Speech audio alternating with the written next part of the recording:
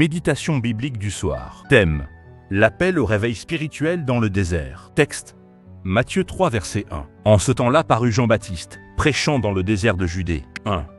Qui a écrit ce texte? L'Évangile selon Matthieu. Il écrit pour démontrer que Jésus est le Messie promis et introduit ici son précurseur, Jean-Baptiste. 2.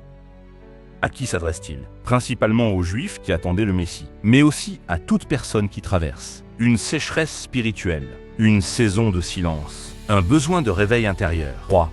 Genre littéraire. Il s'agit d'un récit narratif historique. Ce n'est ni une parabole, ni une métaphore, ni une hyperbole. C'est un événement réel, marquant le début du ministère public. 4.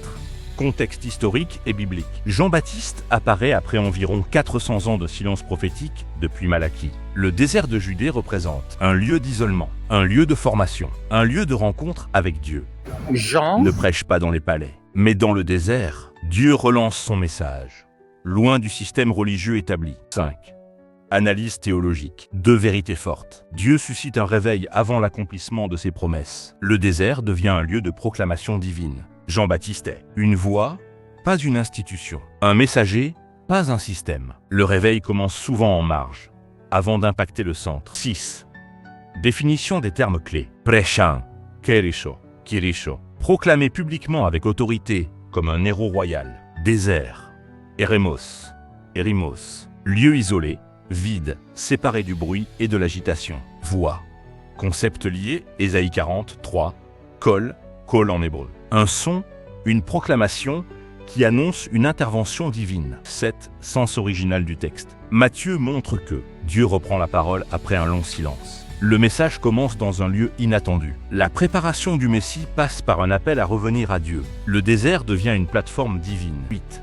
Interprétation correcte, herméneutique, bonne méthode. Lire avec Ésaïe 40, verset 3. Prophétie de la voix dans le désert. Comprendre le contexte de silence prophétique. Ne pas isoler ce verset du message de repentance qui suit. Conclusion. Dieu prépare toujours le terrain avant d'agir puissamment. 9.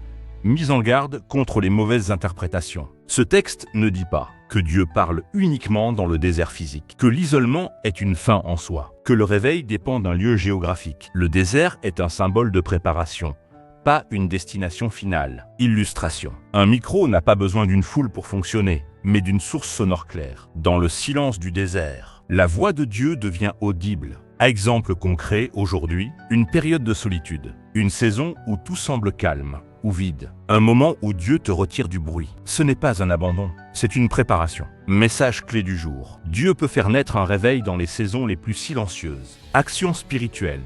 Aujourd'hui, accepte les saisons de retrait. Cherche Dieu dans le secret. Écoute sa voix loin du bruit. Dis: Seigneur, parle-moi même dans mon désert. Acte prophétique. Déclare: Seigneur, même dans le silence, tu agis. Fais de moi une voix dans mon désert. Que ma vie annonce ta volonté. Prière. Père Céleste, merci parce que tu parles même dans les saisons silencieuses. Apprends-moi à te chercher dans le secret. Fais de moi une voix qui porte ta vérité. Prépare mon cœur pour ce que tu veux accomplir. Amen.